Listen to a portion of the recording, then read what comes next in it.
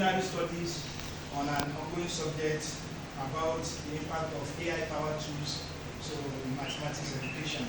So the title of my presentation is on phobia to fun, and I have here Dr. Salaudeen, who is also part of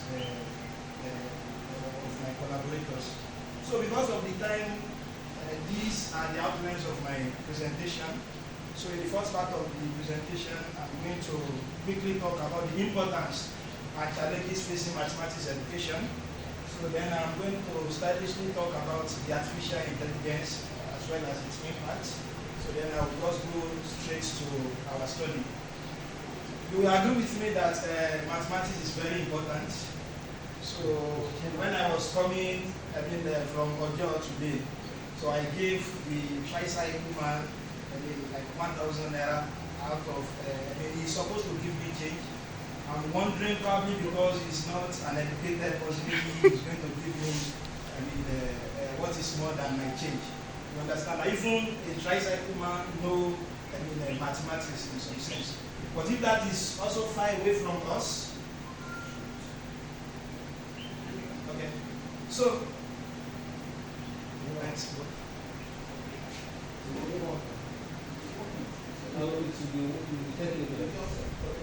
is it? No. Yeah.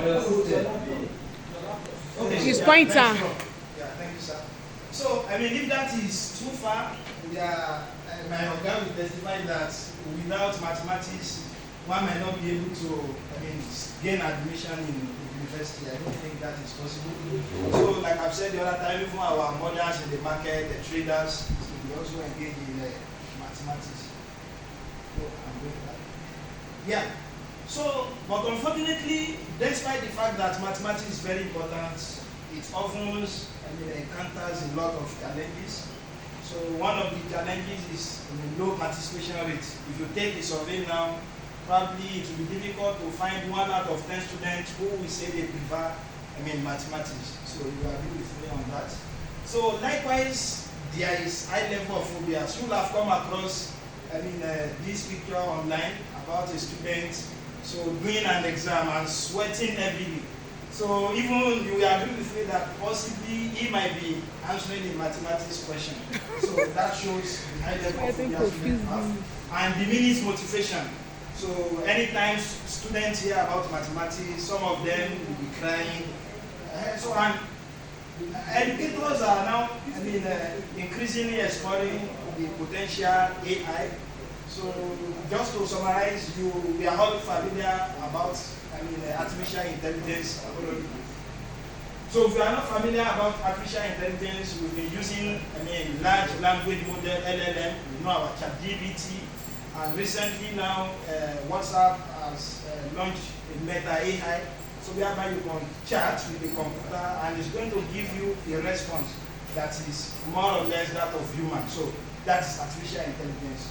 So AI-powered tools in education, we can leverage AI to create a more engaging and personalized learning experience for math students in such a way that the kind of students you saw the other time sweating, probably if we try and integrate artificial intelligence in our teaching, so maybe it's going to assist him further. And one of such AI-powered tools is Kahoot. I don't know if you've come across Kahoot. It's a kind of game platform and AI tools. So whereby you can post a question in terms of quiz competition and students can answer. So what we are actually answering, the question we are asking in our research is whether the use of artificial power tools like the Kahoot I said the other time increase student enjoyment of the learning experience. And the second question is maybe students are more willing or motivated to participate in future mathematics classes when AI-powered tools are integrated into instruction. So we use a kind of experimental design. What I mean by experimental design, we use a pre-test, post-test, random control trial experiment. So whereby we have the twin subject experiment. So in one group, we have a student using Kahoot. Then in another group, we have students using the traditional settings like the paper and pen examination, the one we are aware of. And before we start the experiment, we gave the students a survey. So asking them about their motivation about mathematics, their experiences, their attitude on mathematics. After that, then the teacher just introduce a topic like matrices and determinants. Then immediately after that, then we now group them into two groups. So the Kahoot groups, so whereby they take their test using the Kahoot system, that is the AI power tools. And we have the second category of students who, who we gave the test using PPT. Traditional, which is the paper and pen. And these are the dependent variables we are trying to use. We are trying to measure enjoyment. So for example, we measure how much did they enjoy learning mathematics concepts in class. Remember I said we gave them prior the experiment and we gave them after it. So we want to see probably whether our intervention works. So then we measure the willingness and motivation to participate. In that we ask whether they are motivated to participate in future mathematics classes. We ask about their mathematics perception. So currently, how would they describe their overall feeling about mathematics? So another dependent variable we measure is future participation. Okay, now we've given you this test. Based on your experience, would you like to have a short test in the next class? Our impression is that somebody, doing paper and pen might not be willing to, participate in the next test. But somebody using AI tools, probably because of the engagement and many other things, he might likely be able to participate in the next one. So we had a pilot, for our study. We recruited 50 participants from the postgraduate students from the Federal School of Surveying. Again, before the experiment, we gave them the survey. So all of them answered the survey. We measure all the dependent variables. And prior to the experiment, the teacher also introduced the concept of matrices. And after the introduction of the concept, we gave them a test based on what has been taught.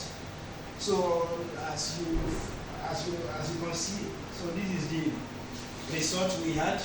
So on my, sorry, I don't share the screen. So, but on my y-axis, we have the Likert scale. So rating, the measures of each of the dependent variable on the scale of 1 to 7.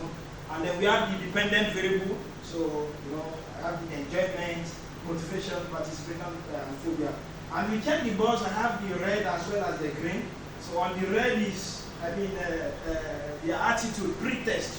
So the green is the attitude post-test. So the green is pre-test and the red box is what? Is post-test. And as we've predicted, we found that so across all the two experimental groups, we found that students, the trend suggests that the AI group experienced slightly greater both improvement in enjoyment and participation, as you can see. So if you check the motivation here as well as the participation, and we compare both the AI and traditional approach, you will see that there was an increment in the AI group. They experienced a slightly greater improvement in enjoyment as well as participation. So although for this, we were not, but we found also that students in the AI group were more happier than traditional counterparts. In that sense, when we were doing the experiment, we were seeing them shouting, they were cheering, so which is what we want to include in the case study. And another thing we found, as you can see the other time, is that students in both groups showed statistically significant positive shifts in enjoyment, participation, math phobia, post-test.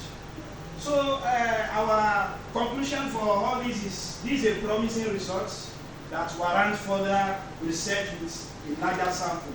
As a matter of fact, when we calculated the power analysis, so you remember I said we used 50 samples, but we are going to, to obtain a smaller effect size, we are going to need at least 210 participants. So what we are doing now is that like I said, we ran the power analysis and we've registered the study, so with a larger sample size.